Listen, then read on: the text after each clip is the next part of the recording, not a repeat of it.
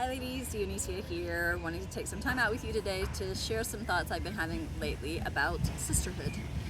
And I don't mean like familial sisterhood, although we can experience what I'm talking about there as well. I'm talking about the magic, the kind of magic that happens when a group of women who are in the same vibe come together and be with each other and be support for each other.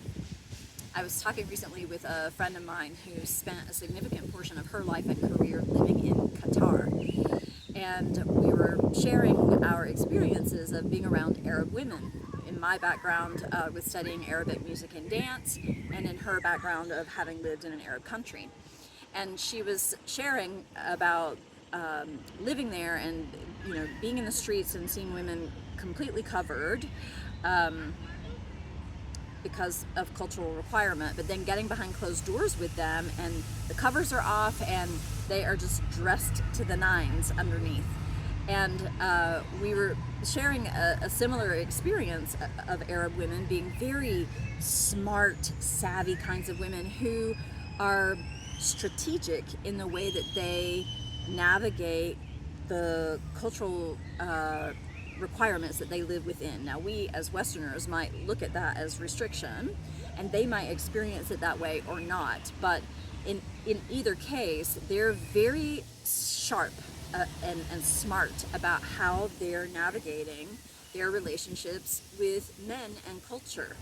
For example, they have a very sharp mind with support from their sisterhoods around how to choose a husband and what kind of husband based on what that's going to mean for her children and her life in the world. Now, we all do that in terms of choosing marriage partners, surely, but they have a whole other set of cultural pieces that they're navigating in that, and the way that they do it is super smart and super clear. There's something upstanding inside of themselves that they navigate from. It's really, really beautiful to witness. And that made me think too about a year ago, I took a speaker training with Lisa Nichols, who you may know as is an incredible motivational speaker. Oh, she's such an amazing woman. I just love that woman. And I was there for a weekend training in LA. And I was for sure in the minority in the room, in as much as the majority of people in the room were Black women. And that's not entirely a unique experience for me, in as much as I grew up in the deep South. I grew up in South Alabama. So that wasn't, like I said, entirely unusual for me. But what was unusual about it was being with all of these very empowered Black women. Like, they are like movers and shakers in the world. They've got their businesses, they're growing their businesses, they know what they want to speak about, they've got their message, they want to share it, they're there to learn. That was so much fun for me, and getting to experience that. That's another vibe, that's another energetic quality of sisterhood that's different from other types of sisterhood that I've been a part of and that I've been in. And I loved it. I loved being immersed in that and getting to be with those women and in that juice that those women have. There's just something about that sisterhood that's like juice. I loved it. That was amazing. Many of you know me through her mystery school, which is its own type of sisterhood, right? And we've had some incredible experiences together of sisterhood, especially if you've come to any of our retreats.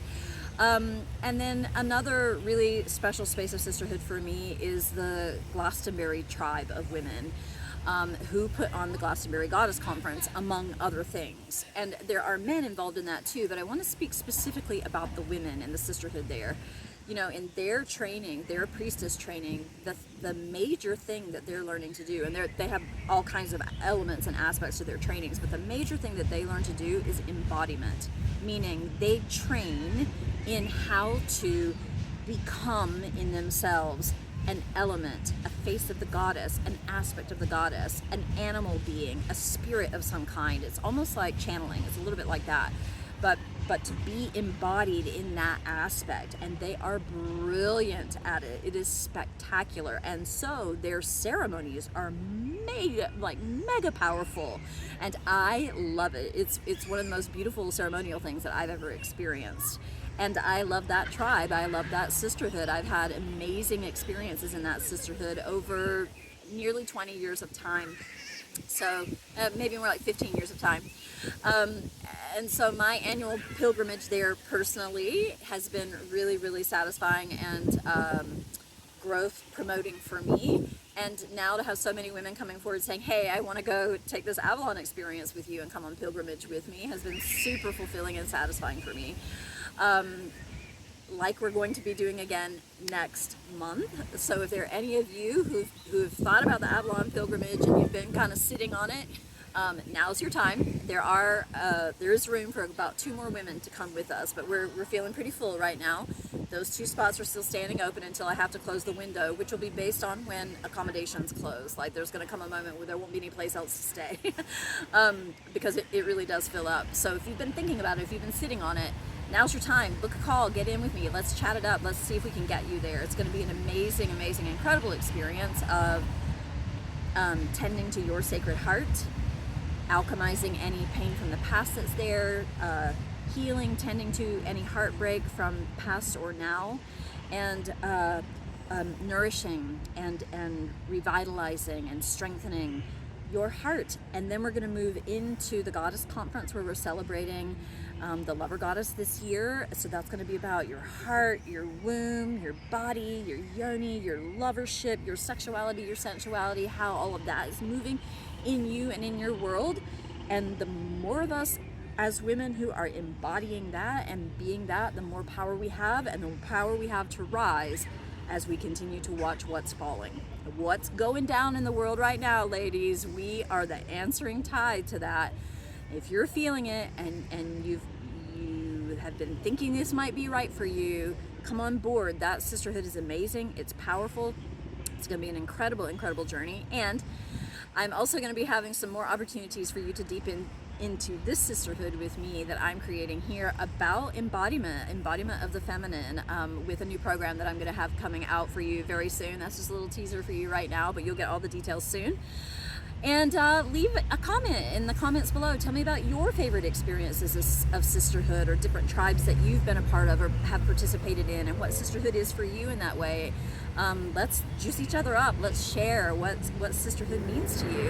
And if you could go click that subscribe button, that would help all of this information spread out into the sisterhood at large of women, helping them have access to feminine wisdom teachings and the kinds of embodiment teachings that I hold here.